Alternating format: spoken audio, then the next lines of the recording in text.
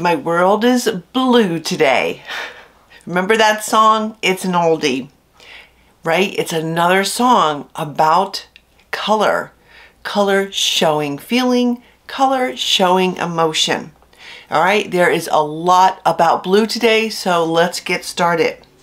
Blue is the sky and infinity. The infinite blue. Endless possibilities. It is a divine color. The Egyptian god Amun, the Hindu gods Rama, Shiva, and Krishna are blue. The Virgin Mary often wears blue in paintings because it represented her purity, symbolism to the sky, heaven, and as the Empress because blue was the color of Byzantine royalty. Blue is also tranquility and reflection. Feeling blue means you're depressed, you know, singing the blues, jazz blues. But blue-rated movies are X-rated. A blue blood is someone who comes from a high socioeconomic long line of aristocratic people. Blue collar means you're working in the labor job, right? Thus the blue uniform.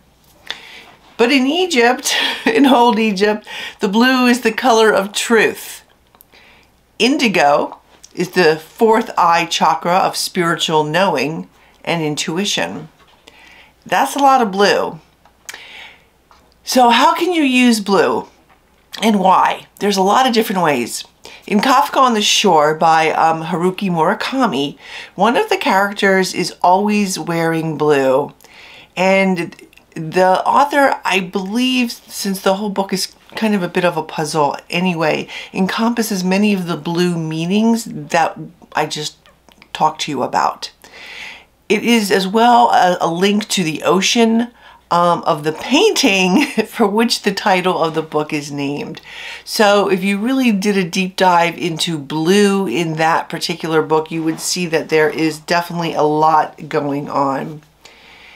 And of course, we cannot forget the shades of color because shades of color are very, very important.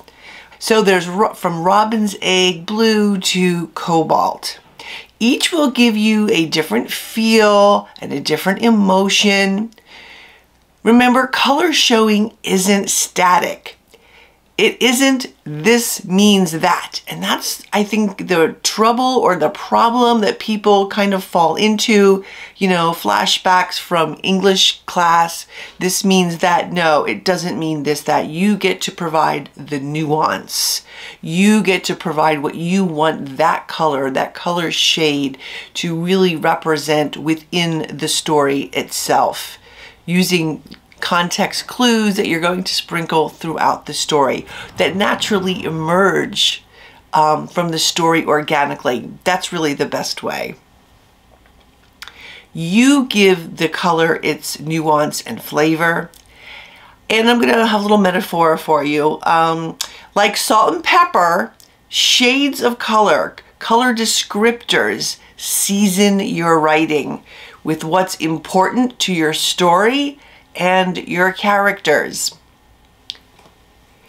A woman gazing at an ocean in an azure dress will make the reader feel something different than, say, if the dress is Twitter blue, or a woman in Oxford blue, or navy blue, because each is associated with something a little bit different in the reader's mind.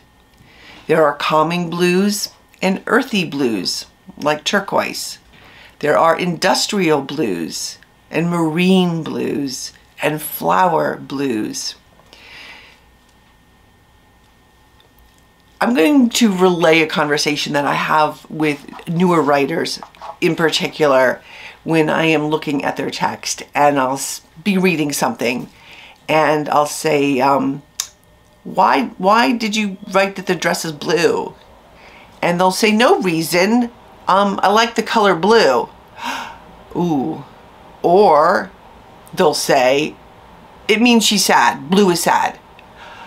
Okay. So one, if you just said something like, I like the color blue, then you're throwing it in there for no reason, and that is not purposeful writing. That is not mindful writing. And if you just think the color blue means sad, bada bing, bada boom, it's not that simple. It's not that easy.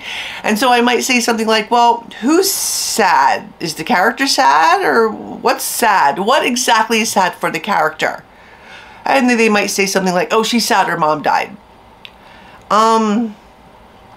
But here's the thing, maybe that blue dress that you wrote about is sad blue, mournful blue, but I'm picturing it more as a sky blue.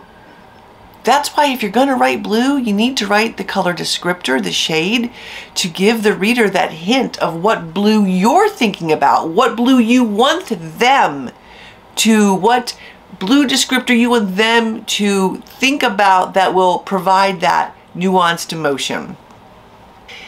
Throwing in color just for color's sake is not mindful or purposeful writing.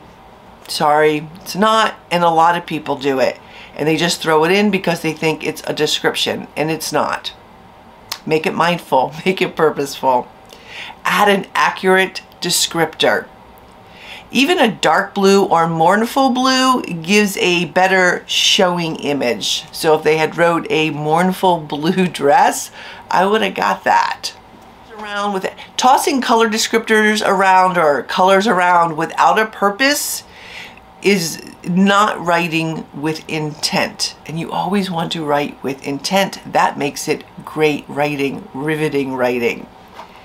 If you're going to mention the color of a dress or whatever, make sure at least that it shows an emotion, a personality, something, a word or two. That's all you need. An adjective, a metaphor, a word that adds, that seasons your story and gives it more taste.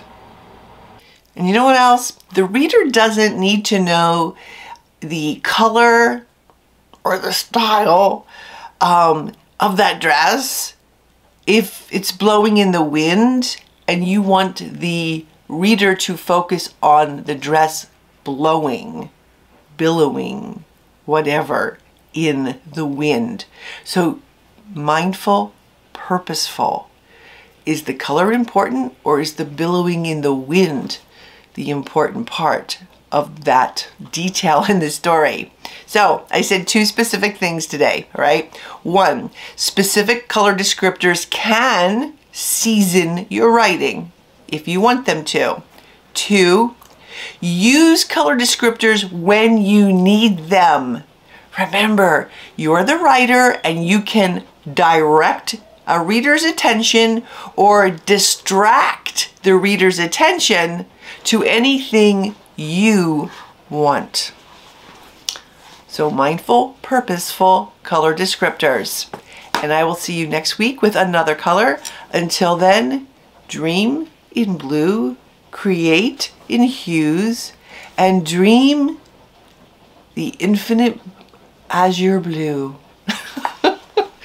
with a bluebird on your shoulder. Bye-bye.